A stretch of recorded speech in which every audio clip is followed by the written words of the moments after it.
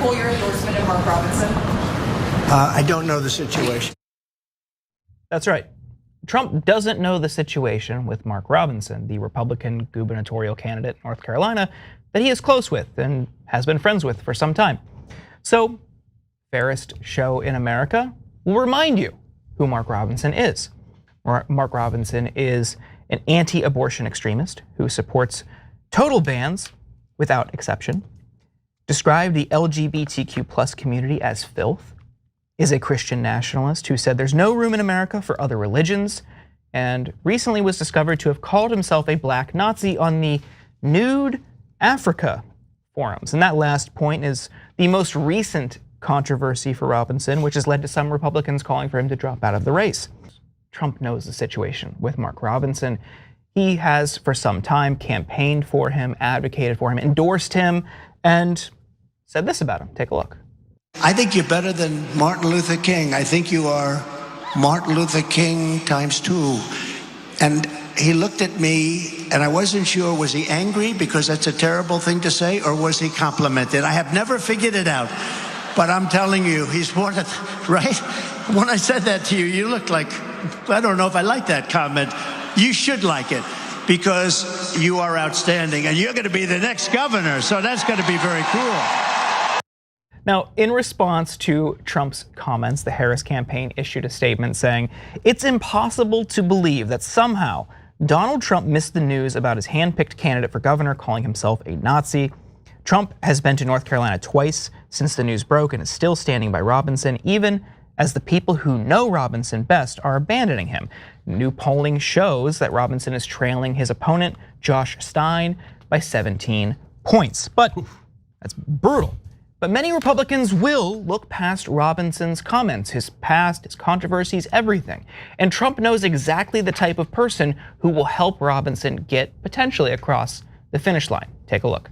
You got to get out and vote, but you got to help him financially because you're all people that have a lot of money. I know 20 of you and you're rich as hell.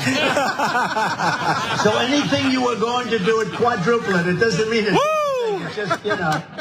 But let's go. Somebody that we have to be very, very careful. We have to cherish. We have to cherish Mark. He's a star. You have to cherish him. Amen. It's like a fine wine because that's what you have. You have a fine wine. He's an outstanding person. I've gotten to know him so well and fairly quickly. He knows him well and fairly got to know him fairly quickly, Jank. If you know a person really well and they say that they talked to you recently, and there's a giant national story about how he called himself a Nazi, you'd think maybe you look into it a little bit. I mean, you've had over a week now. It's not like it happened yesterday. So has Trump looked into it? Of course. And he doesn't want to back away from an endorsement that he gave. So guys, people keep using the phrase black Nazi because Mark Robinson said that online, right? But forget whether he's black, white, or whatever he is. He called himself a Nazi. There's a Nazi running for governor in North Carolina. By the way, also against a Jewish candidate. Kind of awkward, okay? But according to Trump, there's good people on both sides. So now, it's not like Jordan Ray do other crazy things he said, but not all of them. He also said women shouldn't be allowed to vote. And he said that before Donald Trump's endorsement. That wasn't the latest controversy. Donald Trump knows that Mark Robinson thinks that women shouldn't be allowed to vote. And he said he's Martin Luther King ×2. And he said in the comments that just came out that he was pro-slavery. It doesn't have to make sense. I mean, half of the political leaders of MAGA should be in mental asylums. Herschel Walker was literally mentally, I don't want to be insulting. I don't know, deranged, sick, unhealthy, whatever you want to say. This guy's obviously unhealthy. Brother, I don't know if you know this. I don't know if you own a mirror. You're black, okay? And this moron thinks, no, it's okay. I'm Uncle Ruckus. I'm gonna be fine. In fact, he said he'd like to own a couple of slaves. Now, we all know this. The whole country knows. This guy wants to bring slavery back. He's running for governor of North Carolina. And the Republican Party is like, atta boy, let's bring back slavery to North Carolina. How has the entire Republican Party not gotten rid of this guy? And Trump's like, no, I'm good. I'm not even done. He also said that you should kill people you disagree with. And Trump has not unendorsed him. So hey, MAGA, if you can't figure out why we think Trump's a madman, it's things like this. If you can't find enough courage to denounce a Nazi, well, then you shouldn't be overly surprised when we think you're deranged and potentially dictatorial. I spoke to somebody who's a reporter, a peer of ours, and he is pretty well sourced in Trump world, and he said that right now the Trump people have no idea how to figure out whether or not Robinson is hurting them, and by pulling an endorsement, would that hurt Trump even more in that state or not? And that's just unbelievable that that's where we are in politics today, where somebody called themselves a black Nazi, somebody said all of these things, and you're wondering if it would hurt you to pull your endorsement from that person, not endorse them, but pull your endorsement. And again, many of the people I spoke to in North Carolina online waiting to see the former president speak said to me that even if, now some did say that if the allegations are proven true, that they wouldn't be able to vote for Robinson. Most people didn't believe the allegations, and some said even if they were true, they couldn't vote for Josh Stein, they would vote for Robinson. Yeah, look, I gotta say last two things here on that, because one, it's absolutely amazing that they are not sure if Republican voters would prefer that he stay with the Nazi or get rid of the Nazi. Wow, that is more damning of Republican voters than anything we have ever said on air. And we're not the ones saying that. Apparently they're having an internal conversation with the Trump team. That's how monstrous they think the Republican voters are, their own base. And then secondly, even if it hurts you, you might want to denounce a Nazi. But that thought has never occurred to Donald Trump. Oh, that he thinks that not only is he a Nazi, he says there should be no room for any other religions. Jewish, Muslim, Hindu, it doesn't matter. No room, only room for Nazis. And he's like, yeah, but how does it affect me? That's why Donald Trump is a terrible person. More polls have been coming out that have been pretty much everything Kamala Harris would like to see and nothing that Donald Trump would like to see any more of. And we're gonna run through a lot of it. Now there's good news in the swing states, good news in the national picture, good news in the individual issue evaluations of voters. And I have been told that Cenk thinks that it might not hold and has a prediction. So we will get to that. But first, let me set up the current situation as described by the polls. So if you take a look at this right here, we have Bloomberg, the swing state poll. So overall in the swing states, Harris is now up by 3 points. And you can see that breakdown with Georgia still being neck and neck. And that's obviously a state that if Harris wins, that's probably, that's the election right there. Some of them are pretty tight. North Carolina is just 2 points right there. She's probably getting an assist from Mark Robinson in that. But some of the states, I mean, you've got 3 points in Arizona, Michigan, Wisconsin, 5 in Pennsylvania. That's another one where if she wins that, then that's a very significant impact on the election. And Nevada's now at 7 points. So this is very significant. And again, overall 3 points in the swing states. Now, when you talk to swing state voters about the issues that are most important to them, no one will be surprised to find out that how they think the candidates will address the economy and inflation are very high up there on people's minds. Well, Harris has been drawing closer and closer on that evaluation over the last month or so. Trump's advantage on the issue of the economy is now 4 points. Just 4 points. It's been significantly higher. It was 50% higher just 1 month ago. And his advantage on the economy and I guess immigration, that's pretty much what he's got. So if that's his main weapon and it has now been 50% neutralized in just a month, that's not good for him. By the way, a related issue, when you ask people who likely voters trust to help the middle class, she's up 11 points on that one. That would be the next graphic. So That's related to an overall evaluation of how they do at the economy, but how they'll help people theoretically like you, that's very significant. And you can see overall in the changing picture of what people think about the candidates on the economy changing over time. And one of the big sort of meta criticisms of Harris was we don't know enough about what she's going to do. She's not really talking about her policies. They're not very detailed. You could sort of lump in, before we had the debate, we hadn't had that. She's not doing enough interviews. We just don't know her. Well, now, when you ask people who has detailed policy positions, 43% of likely swing state voters say that of Harris, just 40% for Trump. She's moved up 5 points in the last month. And so we can get into some of the other specific policy positions, but this is overall looking pretty good for Harris. What do you think? Should you be encouraged by these numbers? Definitely. These are comfortable enough that if the election were held today, she would win. And I could say that with good deal of certainty. So, and I haven't said that before, so like this just happened over the last week or so that I've been saying, yeah, I think she's got enough now that I'd want the election today. And these are even better than numbers from a week ago. So at this point, I mean, up to in North Carolina, doesn't mean you're going to win North Carolina, but it means you're definitely going to win Pennsylvania, Michigan, and Wisconsin that you need to win. So the reason is, and I get that North Carolina is a little bit complicated because there's a literal Nazi running as a Republican candidate there that Donald Trump is still supporting. And a guy who literally said we should bring slavery back, that Donald Trump is still supporting, and a guy who said that women shouldn't be allowed to vote, that Donald Trump is still supporting. And the people in North Carolina know that a little bit better. I get all that, but having said that, and you see, that's why you get the odd situation where she's up by 2 in North Carolina, but tied in Georgia. Normally, Democrats in the last couple of elections have been doing better in Georgia than in North Carolina. So all these factors are true, but she's up everywhere. And she's now beginning to be up in the swing states in a way that is near comfortable, not comfortable yet, near comfortable, okay?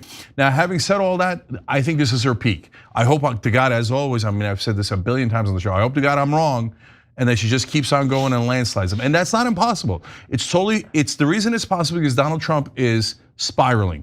He's just saying crazier and crazier things. There's no end to how stupid he is and how maniacal he is. So every time he goes in front of a camera, he punches himself in the face like 8 times. I mean, today, we'll talk about it later again with that Mark Robinson guy who says he's a Nazi. Trump still hasn't unendorsed him. So I guess there are pretty good people on both sides according to Trump. Because Jake, very literally right now supporting a Nazi. Very, very, very literally. Okay, we all know that Mark Robinson said he's a Nazi and Trump has not pulled his endorsement. So, all right, I'm gonna get to why I think Kamala Harris actually might be in a little bit of trouble going forward, but JR. That is what I was wondering, because I thought there was gonna be some skepticism as this goes. And John knows, man, when I was on his show, I hate polls. I hate polls. How are these polls conducted? Who's the one answering them? Is this on a rotary phone in your house? I don't know. Who's picking up the phone call for these? Maybe there's online polls. Again, I pay so little attention to polls, I don't even know how they conduct them to the degree that they make them as accurate as they can determine them to be. But again, the self-implosion of Donald Trump when he's proposing his tariffs and when he's proposing raising the price on so many goods in roundabout ways.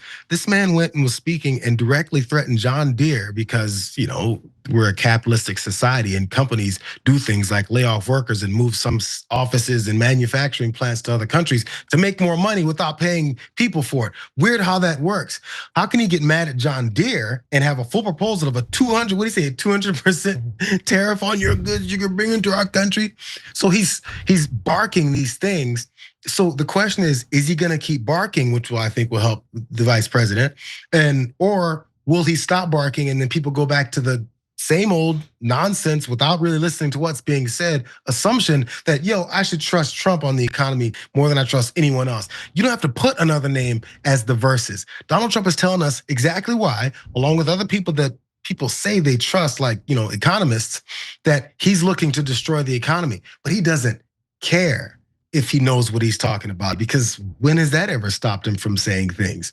So I'm not, I guess the shaky part might be, I'm not sure if she's getting this boost because people are listening to what they're proposing, but more because they're listening to what Donald Trump is proposing. That's the hard part. So he has to be the driver, I guess. So JR, I think it's both. She looks stable and like a professional, etc., like a normal human being, whereas he looks like a deranged bozo.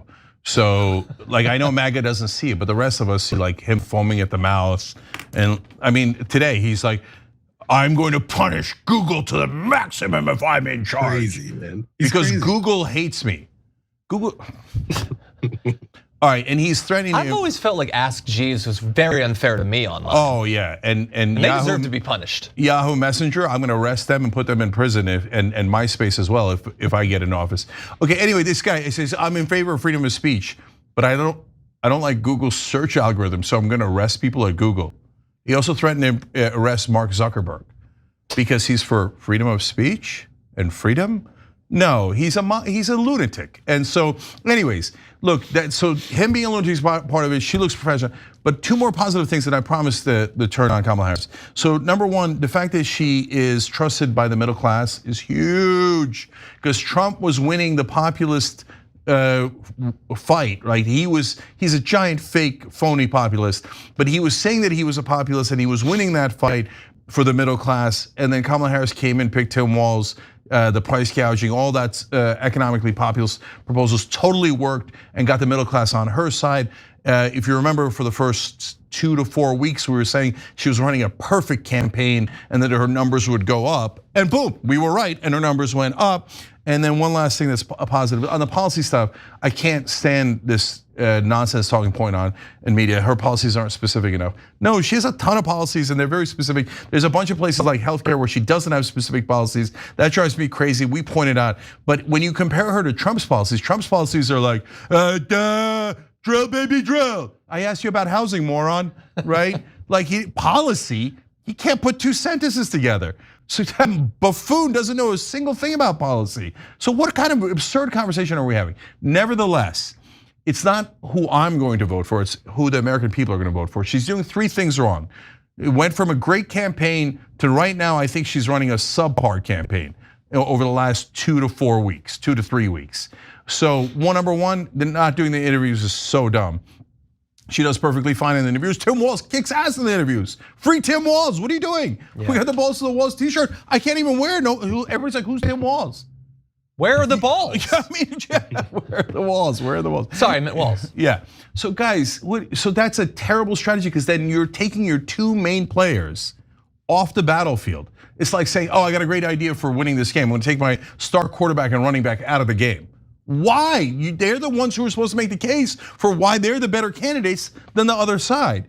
Taking them out is so dumb. It's classic old Biden campaign team. Okay, that's point one. Point two is she's now going, neocons, I love them. Dick Cheney, I'm so proud. Oh my God, disaster. Number 3, I'm so pro-business. Hey, Mark Cuban, go tell every CNBC anchor and MSNBC, pro-business, pro-corporations. Corporations are great. The crypto guys are great. Crypto's fantastic. APAC's fantastic. Defense contractors are fantastic. We're gonna kill everybody. Yeah, no. So let's see if I'm right or wrong again. But I think that these numbers are gonna dip because she's going in the wrong direction.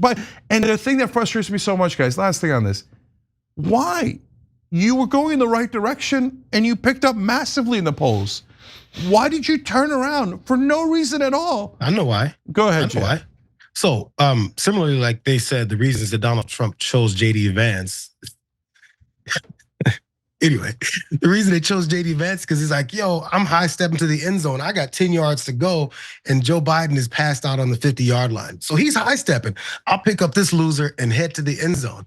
And then everything changed. Similarly, I think she's picked up this momentum. I mean, this isn't, again, a Cenk, you ran a campaign. I think this is highly handled to where there's campaign professionals that are making a lot of these decisions about, you don't have to go on any interviews. I mean, she's done some. And again, she does them well. That's the thing. These narratives about how well she and Walz can do in interviews they're wrong. They do well when they actually go to interviews. I did see the Stephanie Rule one. That was, she, that was look, it's okay to be mixed every once in a while. You're not gonna hit a home run in every interview, so what? Fine, actually that shows how human a lot of folks are. But I think they felt this momentum happening and they said, let's not do anything to mess it up. So there's the fear. That's the classic Democratic move, is the fear of doing right so long that you stop doing the right moves because just in case you might mess up. So let's stop and continue to put it in cruise control. Maybe it'll work because, again, he keeps punching himself in the face. So let's just sit and watch him punch himself in the face. That's been the approach, because why give them any ammunition? Yeah. I don't know if that'll work, but I think that's the reason that they're doing it. Yeah, JR's 100% right. I mean, there's a couple of factors. They're playing prevent defense, but they're playing it in the third quarter. Oh, hold on. We got 2 quarters to go here. What are you doing? So if there was 4 days left before the election and somebody said, hey, should Kamala Harris do 12? She's got a 7-point lead nationally and she's winning the swing states. Should she do 12 major interviews right now? I'd say, no. 4 days left, let's coast, okay? Now we could play prevent defense. Then now there's 40 seconds left, right? But now with 40 days left, you can't play prevent defense. JR, sorry. Also, the other thing that happened is she said price gouging, et cetera, and all of her donors roared back and said, "How dare you declare you're pro-business?" And she's like, "Okay, I'm pro-business." Donors on pro-business, right? And that's the second so much factor. money. They already you already so have the much money. Yeah, just spend that money. You don't need that money. There's only 40 days left. If you did more interviews, you'd get way more in earned media than you would from the paid media from your beloved donors. Anyways, right now things are good. I just don't want her to blow it.